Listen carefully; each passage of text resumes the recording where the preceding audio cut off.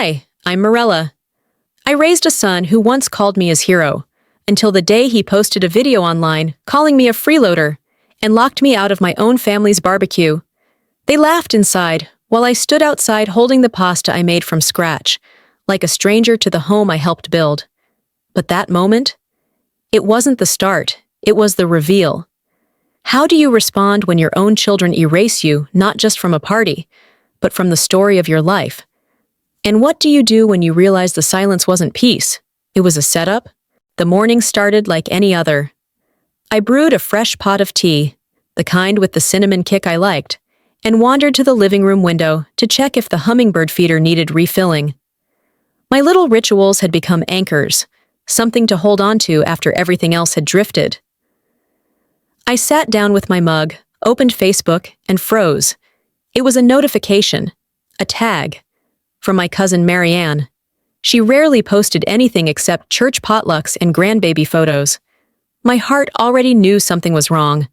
The video began autoplaying before I could stop it. The truth about my mother, it read.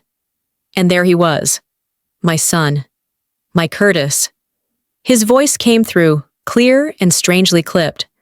I know some people think I'm heartless, but living with someone who contributes nothing, someone who expects to be waited on hand and foot, isn't easy. The screen cut to clips of me speaking, cobbled together in a sequence that felt foreign. My voice echoed back at me. I'm tired. I don't have much left. Everything hurts these days. Each phrase was stripped of its context, turned into a punchline. Overlay text slid across the screen. Freeloader? You decide. There were laughing emojis, angry emojis, hundreds of comments. She's lucky to even have a place to stay. This is why kids should never let parents move in. I watched the video twice, maybe 3 times, hoping the words would rearrange themselves, make sense in some different way. But they never did. They stayed cruel. What they didn't see were the mornings I got up before anyone to make breakfast, the dishes I washed, the laundry I folded, the grandkids I drove to school, sometimes in pajamas with no bra under my coat, because there just wasn't time. They didn't hear me whispering to myself when I gave up my apartment after Richard passed. It's just for a little while, until they get their feet under them. That was 5 years ago. They never filmed me filling out birthday cards, scrubbing out spaghetti sauce from tiny t-shirts, slipping grocery money into the cookie jar when I noticed the fridge looked a little too empty. I didn't speak loudly. Maybe that was my mistake. Maybe I should have stomped or shouted.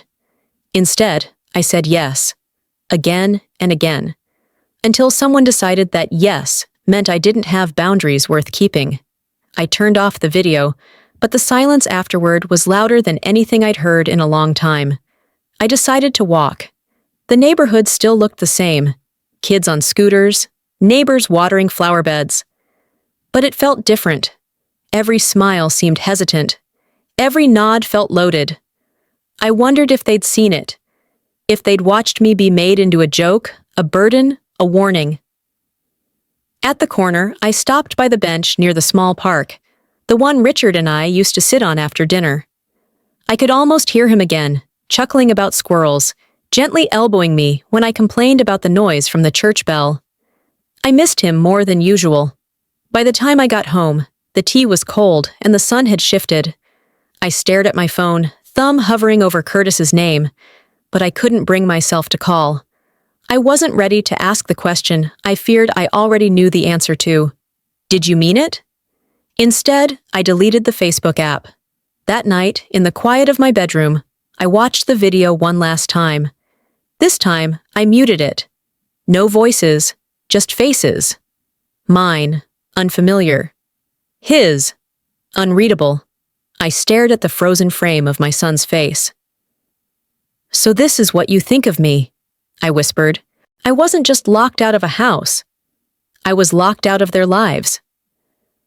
Those words still echoed in my chest the next morning as I stared at the blinking cursor on my phone screen. A new message had arrived, from Zinnia, of all people. BBQ at ours tomorrow. Just family. Hope to see you. Z. I reread it twice, unsure if it was a joke or an afterthought. The The same people who humiliated me online, who posted that edited video, now inviting me like nothing happened? My first instinct was to delete the message and pretend it never existed. But some stubborn, foolish part of me whispered, maybe this is their way of making peace. So I said yes. By noon the next day, I was elbow deep in elbow macaroni, my signature pasta salad, the one everyone requested at every get-together. I added extra olives. Curtis always picked them out when he was little, but claimed to love them now. I even wore the turquoise earrings Richard gave me for our 30th anniversary. Something about them made me feel held together. I left early, just in case parking was a mess. As I drove up the familiar street, my chest tightened. My old house, the one I gave up so they could have more space, looked different. Chenier, like it belonged to someone else now. The lawn was freshly mowed. A white folding table was set up near the garage, with balloons tied to its legs. Music thumped from the backyard. I could hear the unmistakable sizzle of a grill, laughter drifting through the hedges. My granddaughter's voice, high and sweet, rang out, followed by a chorus of "Happy Birthday!" So this was her party, the one no one mentioned. I parked at the curb, grabbed the pasta bowl, and made my way to the side gate. It was shut, locked, not the kind of latch you push open, but the kind that clicks firmly into place. I rang the bell. Nothing. I rang again. Still nothing. I stepped back and looked through the narrow side window. Curtis was at the grill, laughing as he flipped burgers. Zinnia stood nearby, holding a tray of cupcakes. There were at least 20 people mingling in the yard. Relatives, neighbors, maybe co-workers. Plates piled high, balloons floating lazily overhead. No one looked toward the front. I waited another minute, 2. My knuckles hovered near the bell, but I didn't press it again. I just stood there. Across the street, Mrs. Henderson was watering her roses. She looked up, saw me, and quickly turned away. I could almost hear her pretending not to notice. I set the pasta bowl on the front step. My hands ached from carrying it, though it wasn't heavy. I looked at it sitting there, perfectly wrapped, sealed tight, like a gesture no one asked for. I turned and walked back to my car. Driving home, the silence in the car felt loud. I didn't turn on the radio. I didn't cry. Back at the house, I placed the salad in the fridge without opening it. I wasn't sure why. Maybe I thought someone might ask about it later. Maybe I just didn't want to admit it had nowhere to go. I sat at the kitchen table and stared at my phone. No messages, no missed calls. Not even a, "Sorry, didn't hear the bell." I thought about how birthdays used to be in that backyard. Richard manning the grill with his crooked apron, me chasing kids around with sunblock, Curtis bringing me a soda without being asked. That house held memories in its walls, mine, not theirs. Now it was just a location I wasn't welcome in. Later that evening, as the sun dipped low and cast long shadows across the living room floor, I stood at the window and whispered to no one. I wasn't just locked out of a house. I was locked out of their lives. The morning after the barbecue felt heavy before I even opened my eyes. The house didn't make a sound. Not the creak of the old floorboards. Not the kettle warming like it usually did. It was the kind of stillness that doesn't comfort.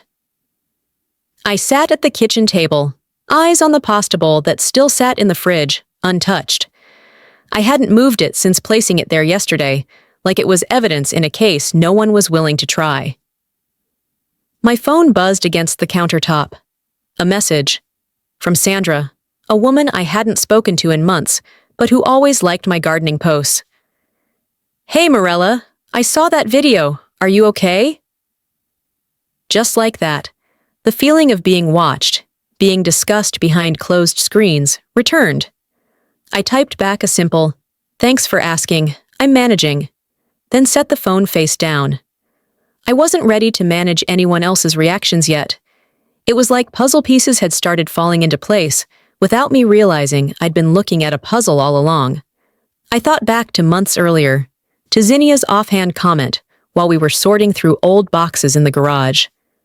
"This one's in your name," she said, lifting a dusty donation receipt for a community fundraiser I'd helped sponsor. "Mind if I just sign it and send it off under hours? It's better optics." I'd shrugged then, told her, "Do whatever makes it easier." I hadn't realized that moment was less about convenience and more about control.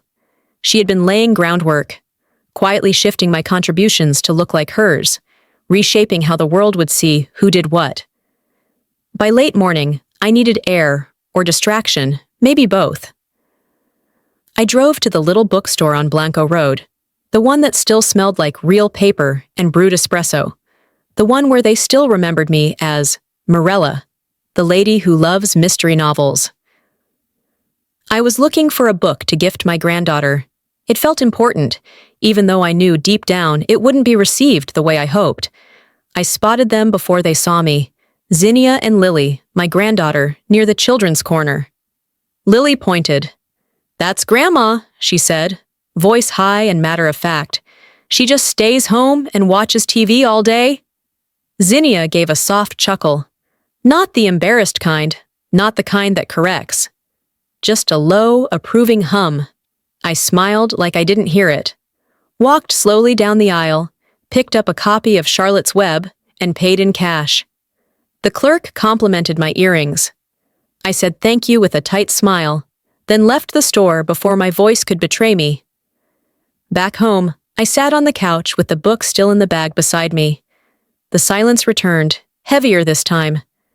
I didn't cry. I didn't text Curtis. I didn't march back into that bookstore demanding accountability. That's not how I was raised. That's not how I handle truth. I opened a notebook from the drawer beneath the phone charger, the one I usually kept for holiday lists or shopping coupons. I wrote today's date and started listing. Names, things said, things done, moments that felt small but added up to something ugly. Not for revenge, for record. Because when people rewrite history in public, you have to keep your own copy somewhere. That night, after dinner for one and dishes for none, I wrapped the book in simple brown paper, wrote Lily's name on the tag, set it on the hallway shelf near the door. I didn't plan to bring it over, not yet. Maybe not ever, but I couldn't throw it away either. "I've been quiet too long," I whispered aloud, the room not echoing back. "But when I speak," I said again, this time more certain, "it won't be in anger. It will be in truth." The envelope was thin, official-looking, plain white, no return address beyond the generic Bexar County records. I found it wedged between a utility bill and a coupon flyer on the kitchen counter. My name, Morella Sanchez, was printed in the clean, impersonal font counties use when they're not expecting a thank you. I opened it with the kind of casual curiosity you give to bank statements. But halfway through the first paragraph, my eyes stopped scanning and stayed locked on a single line. Finalized property co-ownership filed with the county clerk, naming Zinnia Greer as legal joint owner. My breath didn't catch. It got trapped, somewhere behind my ribs, like it didn't want to be part of me anymore. I didn't sign this, not this version. The memory of the document we'd looked over months ago returned fast and sharp. It was supposed to be a temporary clause, just to help them with refinancing. I had signed something, yes. But it wasn't this. I took the paper to the dining room table, laid it flat, and stared at it as if staring would change the wording. Then I picked up the phone and called Evelyn, a friend from church who'd worked as a paralegal for nearly 2 decades before retiring. "Scan it and send it over," she said, her voice calm but clipped. 15 minutes later, she called back. "It's legal. The document has all the right seals. But that signature, Morella, it looks lifted from something else. You didn't sign this on this date, did you?" I didn't answer. Not directly. I didn't need to. My son and his wife had used my name, my handwriting, my trust, to bind me into a corner, quietly, officially, behind my back. I stared at the ink like it might explain itself, but it didn't speak. Later that afternoon, I stopped by Lily's school to drop off the lunchbox she'd forgotten in the back seat of my car last week. I hadn't meant to stay long, just long enough to leave it with the front office. But as I was about to leave, one of the younger teachers, maybe 25, stepped out from behind the counter. Nervous smile, kind eyes. "Mrs. Sanchez, could I speak with you for a second?" I nodded. She leaned in, voice soft. "I didn't want to upset you, but your granddaughter said something in class. Something about you not working and living off her parents. She said, 'Grandma just eats snacks and watches TV all day.'" My cheeks didn't flush. My heart didn't race. I just nodded again. "Thank you for telling me," I said, and left. On the drive home, the lunch bag sat on the passenger seat, untouched. Back in my kitchen, I placed it next to the pasta salad, still uneaten in the fridge. 2 offerings, both rejected. I took the property documents and laid them out beside them on the dining table. One by one, I flattened each page, lined them up like a timeline of trust broken in stages. My hands trembled, not from age, not from nerves, from clarity. This wasn't just about pushing me aside. This was a rewrite, an erasure, a careful stripping away of my narrative, my contributions, my voice. I picked up the pen, not to write a letter, to start documenting. I opened my laptop, created a folder titled "In Case I Disappear," and began scanning the papers one by one. I uploaded old photos, receipts, conversations I'd documented on scraps of paper. It wasn't revenge, it was record-keeping. Truth isn't loud, but it's patient. I labeled a USB drive and tucked it into an envelope addressed to Evelyn. Then I whispered to the room. Empty, silent, still mine for now. Truth can be slow, but it doesn't forget. The email came mid-morning, a name I hadn't seen in years lighting up the screen. Lorcan Coyle.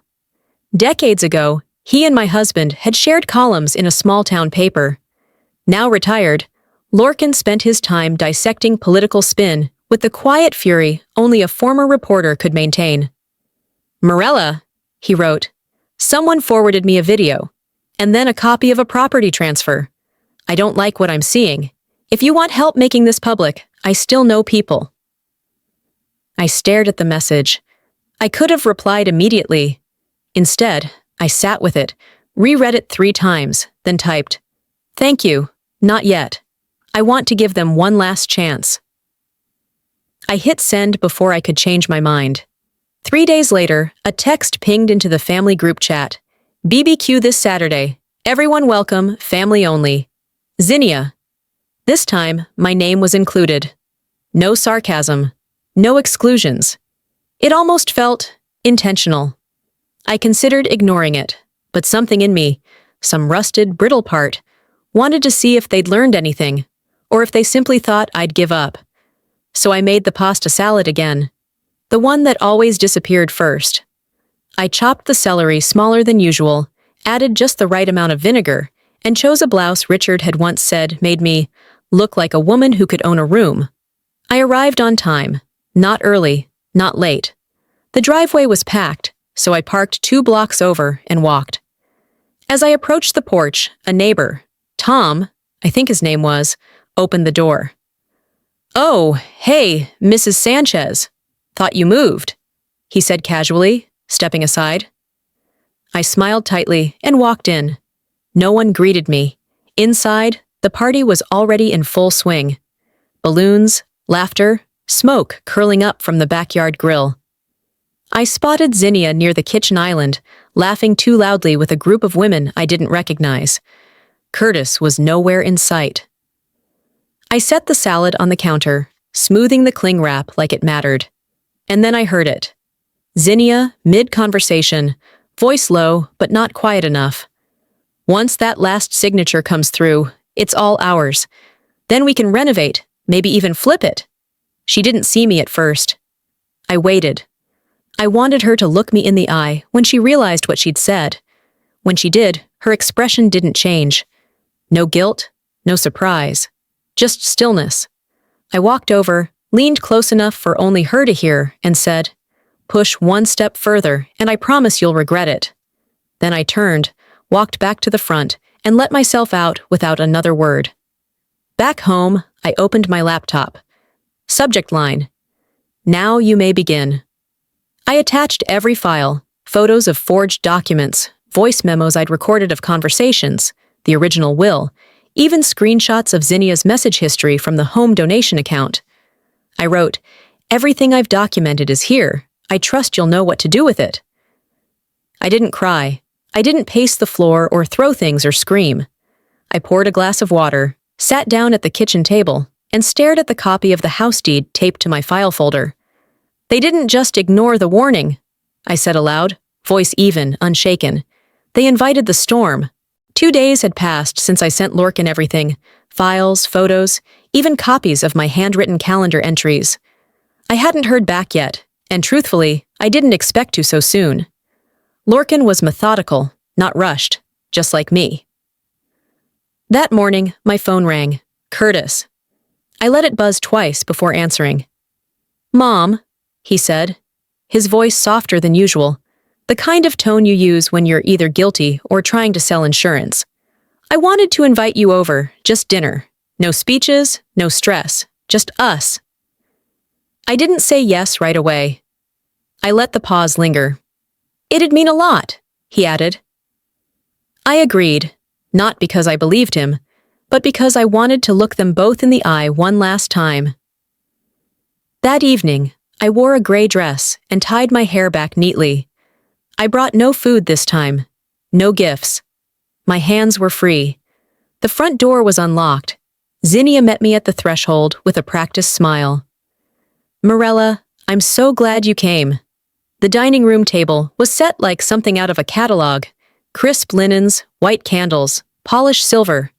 There were name cards. Mine said Mom. A camera sat discreetly on the mantel, red light blinking faintly. We made small talk. Curtis asked if I'd seen the new community garden off Sunset. Zinnia complimented my earrings. Everything felt airless, scripted. Then, as the salad plates were cleared, Curtis clinked his glass. "Before we eat," he said, "we just wanted Mom to say a few words, just from the heart." They both turned toward me with those plastic PR smiles. I stood slowly, my knees steady. I didn't look at them. I walked around the table, stepped lightly past the place settings, the camera, the centerpiece of fresh tulips. I reached behind the camera and pressed the small red button. The blinking stopped. I turned to Curtis. "You should have known better," I said quietly. "I warned you once." Then I picked up my coat from the back of the chair, walked to the door, and left. I didn't slam it. I didn't say goodbye. Back home, I changed into my robe and sat at my desk. I logged into every account that still had my name attached to theirs.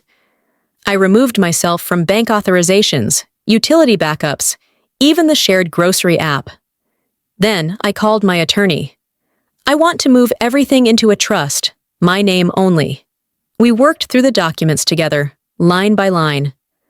"I didn't raise my voice," I said out loud later, as I reviewed the final draft. "I raised the stakes." The next morning, my phone rang again. Zinnia. This time, I didn't answer. She called twice. Then she texted, "What the hell did you do?" I stared at the screen, reread the message once, then typed back, "You've made your home in lies. I've moved out of that house long ago." I set the phone down and walked to the kitchen. I brewed a fresh cup of tea and opened the back door to let in the breeze. There was peace in the air. A quiet I didn't have to explain to anyone. The message came from my niece. Simple, blunt, no punctuation. "Aunt Mirella, were you even at the BBQ? You're not in any of the photos." I stared at the screen for a moment, then clicked the shared family album link she'd attached. There were nearly 50 pictures, smiling faces, red solo cups, burgers stacked high on paper plates, children with frosting-smeared cheeks, Lily blowing out candles. Zinnia posed beside the grill like she'd invented the 4th of July. I clicked, swiped, zoomed. Not a single photo of me. Not even the back of my head. At first, I thought maybe I'd slipped out of frame. But then I looked again at older albums. The Christmas gathering 2 years ago, Lily's preschool graduation, even Richard's memorial luncheon. all gone. I had been cropped, blurred, or removed entirely.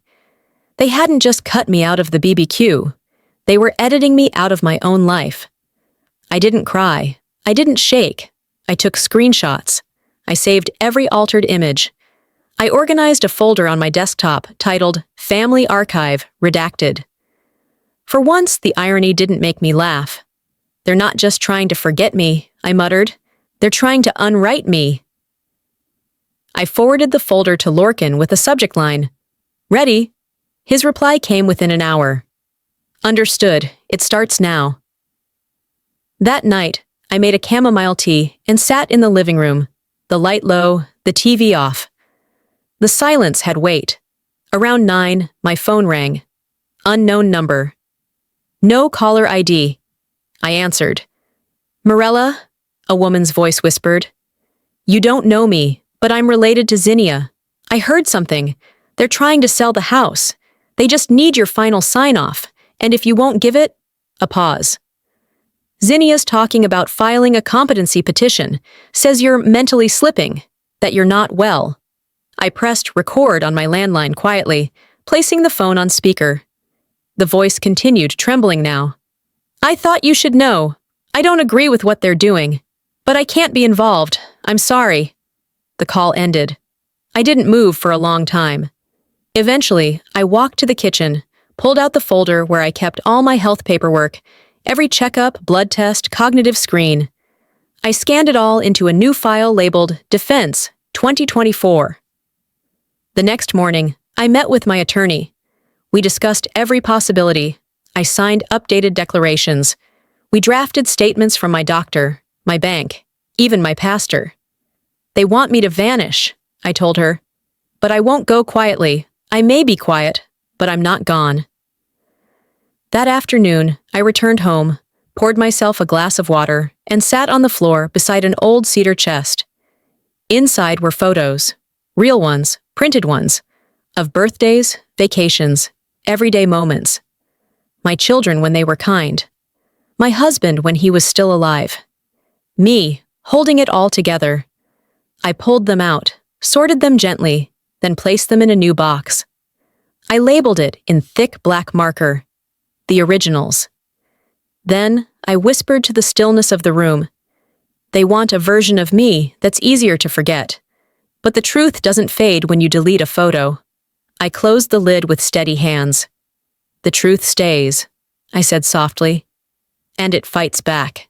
The invitation came as a surprise. Not from Curtis, not from Zinnia, but from Clara, my cousin on my father's side. We hadn't spoken in years, but her voice was warm over the phone, laced with something that felt like sincerity. "We're doing a big reunion," she said. "Whole family. You should be there." I hesitated. She must have sensed it. "Lorcan's coming too. He said he has something prepared." That's what made me say yes. The night before the gathering, I pulled out a black blouse I hadn't worn in years. It fit a little looser now, but that was fine. I didn't wear it for style. I wore it for clarity. This wasn't mourning. It was something colder. The event was held at a rented hall near the center of town. Catered, linen tablecloths, name tags printed in calligraphy. I stepped inside and felt the shift immediately. Heads turned, smiles froze mid-air. Zinnia was across the room, half laughing with a glass of wine in hand, but her eyes darted to me, and then away just as quickly. Curtis stood near the buffet, trying too hard to look casual. I didn't flinch. I made my way to the table, exchanged polite nods, accepted the shallow hugs that came from obligation, not warmth. Lorcan was seated near the front. When he saw me, he gave a small nod, the kind that said, "We're ready." The meal began. Chatter rose and fell like a tide. Clinking glasses, shared toasts. I barely touched my plate. Then, as the main course was cleared, Lorcan stood and cleared his throat. "If I may," he said, tapping his glass gently, "I've put together something small, a video, a family tribute, a collection of memories." A few people clapped. Someone dimmed the lights. The projector flickered to life. At first, it was familiar, family clips, backyard laughs, babies in bathtubs, weddings, birthdays. Then, slowly, the tone shifted. The video that had gone viral appeared next. The one Curtis posted. The one where I was painted as a burden. People murmured. And then, without warning, the footage changed. Lorcan's voice came on. "But here's the full story!" The original video played. Uncut. Raw.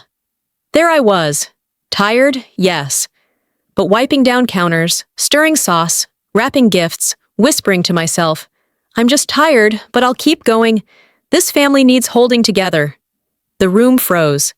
No one moved. No one spoke. When the lights came back on, I stood. Slowly, deliberately. "I didn't come to be avenged," I said, my voice steady. "I came to stop disappearing." And then I walked out. I didn't wait for dessert. I didn't make eye contact. I passed Zinnia and Curtis without pause. I reached the parking lot just as the air began to cool with the late evening breeze. Behind me, I heard footsteps. "Mom!" Curtis called. I turned. "You started with a lie," I said, voice low. "You'll live with the truth." He didn't follow me. I got into my car, turned the key, and drove. The lights of the hall grew smaller in the rearview mirror, fading into shadows. The kitchen was quiet. Not eerily so, just calm, as if the house had finally exhaled. I placed 2 eggs into the pan, cracked one slightly too hard, and watched the yolk spread further than it should have. No one was there to see or comment or laugh. And for the first time, I didn't mind the solitude. While I waited for the toast to pop, I opened the fridge to retrieve a jar of preserves. Tucked behind it, I noticed the bowl. The same pasta salad I'd brought to the barbecue, wrapped neatly in plastic, still untouched. A month had passed, and no one had asked about it. I pulled it out, stared at it a moment, then tossed it gently into the trash. I didn't slam the lid. I didn't cry. Just let it go. That small action pulled something else up. Another memory I hadn't invited. Lily's birthday, maybe 2 years ago. I had spent the afternoon sewing a doll's dress by hand. I'd found the exact fabric she once pointed to in a store window and smiled at. That evening, I saw the box in the garage trash bin. Unopened. Still wrapped. It wasn't the gift that hurt. It was that it never got opened. I carried that thought with me into the next room, where my laptop sat waiting. I hadn't touched it in days. I opened my email. New message. "Hey, Grandma." From Isley. My heart paused. The video loaded slowly. My hands hovered near the keyboard, unsure if they should close the screen or hit play. It was footage from the barbecue. Someone had filmed from the upstairs window. A shaky shot of me standing alone outside the gate, holding the pasta bowl. I didn't look angry or desperate. I looked present, patient, waiting for someone to notice. The camera stayed on me for a full minute. No one opened the door. The message below the video read simply, "I see you now. I'm sorry it took so long." I pressed my palm to my chest. Not because it hurt, but because something there felt seen. Later that afternoon, I met with my attorney one final time. "I want to set up a fund," I said, "for girls like Lily, for women like I used to be, for people who are spoken over and around." We named it the Holding Together Fund. I donated the first check from my own savings, not from spite, from principle. "And this," I added, sliding over a thick envelope, "is my story. I want it documented, archived. I don't want to be a ghost in my own legacy." He nodded without question. As I walked home, the sky threatened rain, but it didn't come. That night, Curtis called. I watched the phone ring and let it ring. Then I opened my journal and wrote, "I no longer need their love. I needed my own voice." I closed the book, put the kettle on, and stepped outside to where the jasmine bloomed. The scent was familiar, grounding. I stood quietly in the small garden I now helped tend every Thursday. No one here asked what I used to be. They only asked if I'd show up. And I did. This was never about revenge. It was about remembrance. If there's one truth I've learned through all of this, it's this. Silence doesn't mean surrender. Sometimes the strongest thing you can do is to stand your ground with grace and speak only when it matters most. I lost pieces of myself along the way, through betrayal, through heartbreak, but I also found something unshakable: my voice. To those of you watching, maybe you've felt pushed aside, misunderstood, or unseen in your own family. Maybe your worth has been questioned in whispers or erased in full view. You're not alone, and you don't have to vanish to stay kind. Your story matters. What about you? Have you ever been treated like your contributions meant nothing? I'd love to hear your experience. If this story touched your heart, drop a 1 in the comments, or let me know where you're watching from. And if it didn't resonate with you, tell me why. I want this space to be one of real conversation. If you believe stories like this need to be heard, make sure to subscribe to the channel so you don't miss what's next. Your voice, your thoughts, and your presence mean more than you know. Thank you for listening.